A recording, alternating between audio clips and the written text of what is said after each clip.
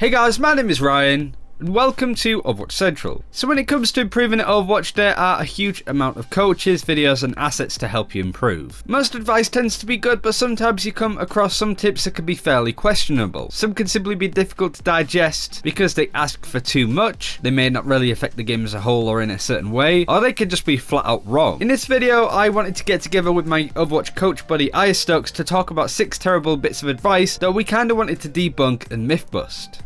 One of the biggest fallacies and one of the most popular ones is that shooting Ana bots will improve your aim. But does it? No matter how much you play around with the settings, bots will move predictably. It's at the core of the game design itself. There is no true randomness. There is nothing human about them. Sure, they are really great for warming up a bit, maybe 20 to 30 minutes long, but anything after that and you'll just build bad habits. Instead of building on reactive aiming, you build predictive aiming. The problem with that is that the higher you go and the better your opponents get, the less predictable they will move, meaning that all that time you spent practicing against bots gave you a skill that's completely irrelevant. For projectile characters like Pharah, sure. Against real people you can't really aim projectiles reactively anyways, so it can help you internalize how much you need to lead with your shots. But hit scan, tracking and flicking, putting your crosshair on someone and firing, no bot in the world is going to help you practice that. Either practice against a friend or queue up for some comp games. Playing the game is the best way to get good at it. Our next bit of nonsense advice comes from a little bit of an assumption. The idea that you should always know what ultimates the enemies have ready, otherwise you're a terrible player. It's important to do your best when it comes to tracking ultimates. That's not necessarily the bit that we want to disagree with. Tracking ultimates is important. However, it's the idea that you have to know what ultimates the enemies have ready, because simply put, unless you're Mystic Meg, you will never truly know what ultimates the enemy will have. I've sat in the UK World Cup scrims, and even the pros there may say the supports have got their ultimates, so watch out. Well, actually we can see when we're spectating that the enemy supports are at about 70% charge. If you're unsure whether the Genji has his Dragon Blade, whether Zen has his Transcendence, or the enemy Reinhardt has his Shatter, just assume that they have it. Try to bait these ultimates out beforehand instead of gambling on the fact that they may not have them just yet. Depending on what character that you are playing depends on what ultimates you should be trying to track as well. You can't track 6 ultimates at once. So if you're playing Reinhardt, you want to do your best to track the enemy Reinhardt's ultimate. If you're unsure whether he has ultimate or not, then just play as if he does. It means that you won't be surprised by any hammer downs in any situation. Always try and be aware of it, but ignore anybody that says that you have to be able to guess what ult percentage the enemies are at. Feeding enemies. This is something that gets thrown out a lot. Stop feeding the enemies. It's mentioned a lot in MOBAs, for example, where letting the enemies kill you over and over again leads the enemies to a pretty big advantage. But is the same really applicable in Overwatch? I don't think so. MOBAs are very asymmetric. 2 players on opposing teams could play the exact same character, but have different stats and are thus not at the same power level. Feeding the enemy's currency allows them to snowball. More gold, more items, more damage, more kills, and even more gold. So it is understandable that people try to transfer the term over to Overwatch. I, however, don't think it's really a thing in this game.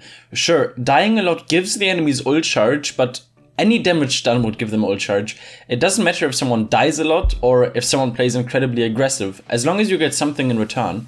Sure, your Reinhardt may charge into the enemy team and give them lots of ult charge, but what do you get in return? Point presence? Space to move around? A lot of pressure taken away? And let's not forget, you get ult charge as well.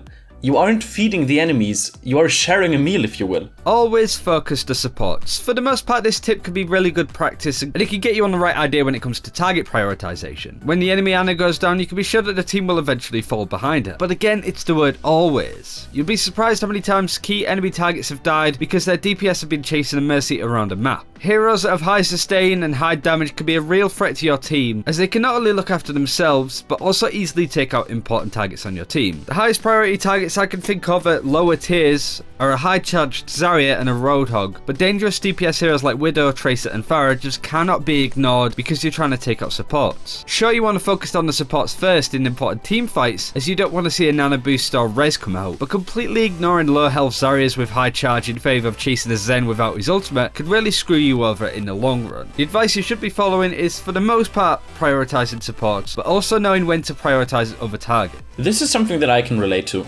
I personally never really played first-person shooters. I played a bit of League and Warcraft, but other than some golden over CSGO matches, I never really practiced FPS before.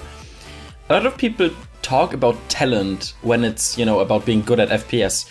They say it's impossible to go pro as everyone else already has years of experience or talent. While it is true that previous experience can get you a head start, and while there are certainly players more talented than others, those just determine your starting conditions.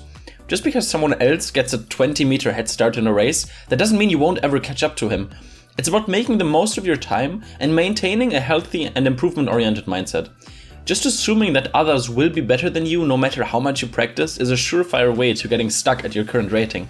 Invest time, warm up, watch guides, streamers, your own VODs, and play the game a lot. Because in the end, perseverance and the will to improve at Overwatch is what is weighed the most, not how much experience or talent someone brings at the start.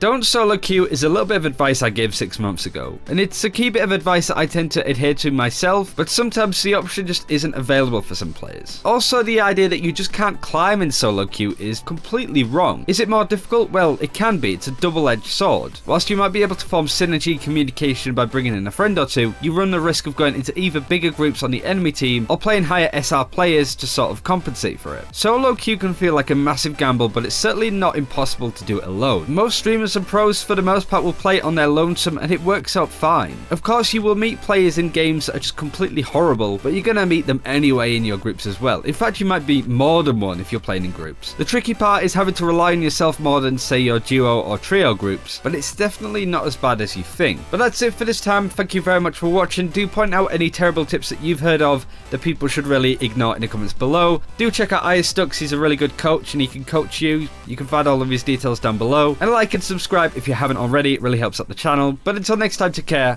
we'll see you then.